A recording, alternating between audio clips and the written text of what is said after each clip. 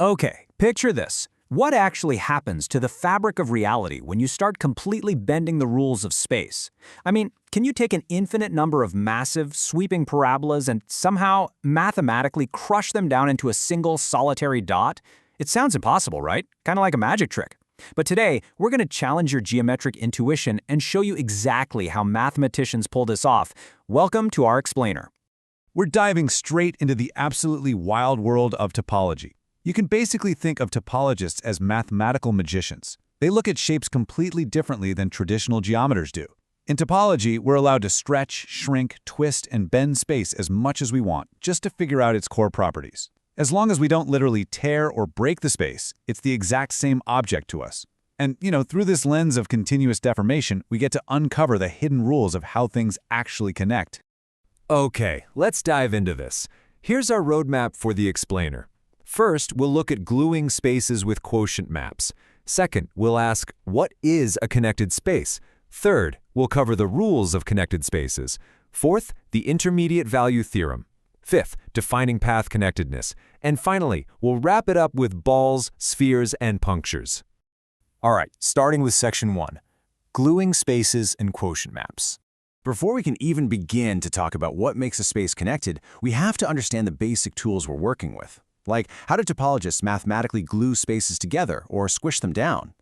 Well, that brings us to this really beautiful concept called quotient maps, and this brilliantly illustrates how it works. We have this function, g of xy equals x plus y squared. Now, if you set that equation equal to a constant, you get a parabola opening to the left. But what this map is actually doing is grouping an infinite number of these parabolas into what we call equivalence classes. So each individual curve in the plane is being treated as just one distinct group. So what's the payoff here? The ultimate conclusion of this operation is honestly pretty staggering. Our quotient space literally collapses every single one of those infinite parabolas into just a single point on the x-axis. We've taken this complex, 2D space filled with sprawling curves, and we've completely squashed it down into a simple 1D line. And because we did all of this continuously, without breaking any topological rules, we say this new space is homeomorphic or topologically identical to the real line.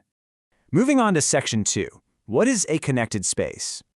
Now that we've seen how wildly we can deform reality, let's shift gears a bit. When we're stretching and squashing space, what does it actually mean for it to remain in one piece? Well, in topology, we don't define a connected space by finding the glue that holds it together. Instead, we define what is connected by proving it cannot be cleanly separated into two distinct pieces. So if you literally cannot find two disjoint, non-overlapping open sets that combine to make up the whole space, then boom, your space is officially connected. Let's anchor that dense algebra into something visual. Imagine two simple circles. If you can draw a clean, dividing line right between them, you've successfully separated the space into two disjoint open sets. Because that clean dividing line exists, the space is disconnected. But if you couldn't draw that line without actually cutting through the shapes themselves, then the space would be whole. It's totally binary. Either you can cleanly separate it or you can't.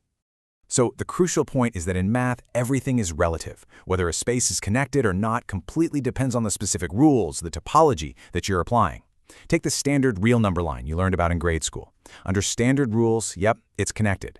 But if we flip the rules to something called discrete topology, where every single point gets to act like its own little open island, suddenly that exact same line can be easily split in half. The space didn't change at all, but the rules of the game sure did. All right, let's jump to section 3, rules of connected spaces. Okay, so now we know what connectedness is, but what are the reliable mathematical boundaries governing these spaces?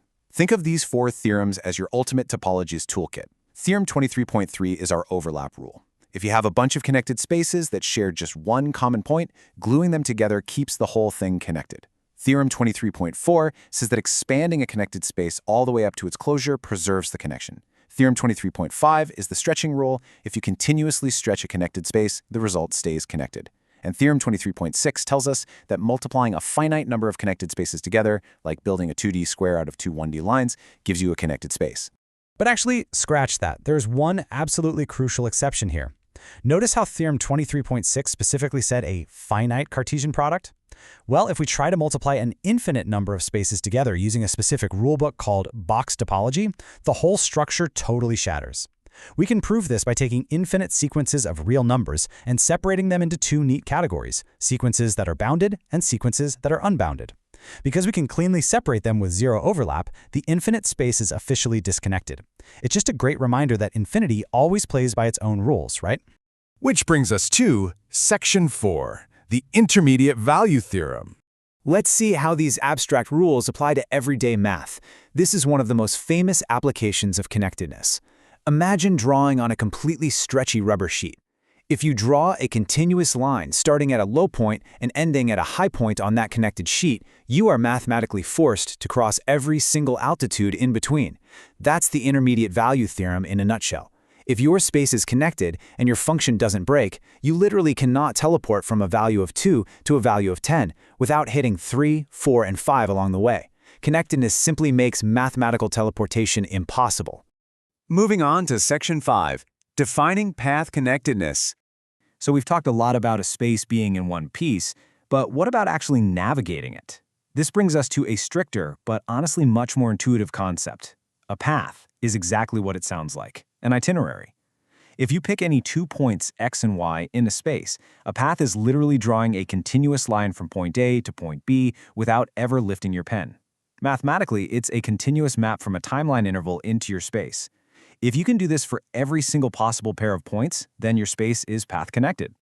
Now, what's really interesting about this slide is the visual distinction between a geometric curve and a topological path. A lot of people mix these up. A path is the actual continuous journey of moving from point A to point B over time. A curve is just the physical footprint left behind. So if your path loops around and crosses over itself at different times, it is still a perfectly valid path, even if the geometric footprint looks a bit messy. Finally, we've reached Section 6, balls, spheres, and punctures. Let's bring all this theory to a grand finale and apply it to multidimensional shapes. Take a look at this square. Now, our physical eyes are so trained to see visual metrics, meaning we expect a ball to be a perfectly round circle. But in math, a metric just defines distance. Under the square metric, distance is calculated as the maximum of the x or y absolute values. Because all the boundary points of the square are mathematically a distance of exactly 1 from the center, this square perfectly fulfills the topological requirements of a unit ball. Mind-bending, right? And we can rigorously prove this ball is path-connected by just walking step by step through the algebra. First, pick 2 random points, x and y, inside the ball. Second, we defined a perfectly straight line between them using a time parameter, t. Third, we proved that for every single fraction of a second between start and finish, the line's norm never exceeds 1. Because the logic elegantly guarantees the line never breaches the multidimensional boundary, we've proven the space is unequivocally path-connected. But what if we literally puncture a hole right at the origin of our space? Well, it turns out, as long as we have more than one dimension to work with, the space stays path-connected. If a straight line between 2 points happens to pass exactly through that missing hole, no problem. We just take a detour. We pick a third point, z, off to the side and use a broken line path to safely navigate around the puncture. We maintain connectedness the whole way through. Okay, let's move to our grand finale and see how this all builds together into a glorious proof. Because we just established that a punctured space is path-connected, we can use a normalization map. This map takes every single point in the space, except that one punctured origin, and continuously shrinks it or stretches it until its length is exactly 1. It basically squashes the entire connected universe onto the thin surface of a sphere. And if you remember our rules from earlier, the continuous image of a path-connected space must also be path-connected. Therefore, the sphere is path-connected. It is just incredible how simply setting the rules of continuity lets us mathematically fold the entire universe onto a sphere. But it leaves us with a really profound thought to end on. If squashing massive spaces into single dots or stretching them onto thin spheres are perfectly valid ways to prove they are connected, what happens to our human concept of physical distance when the fundamental rules of geometry are entirely relative? Think about that flexible reality and keep on exploring.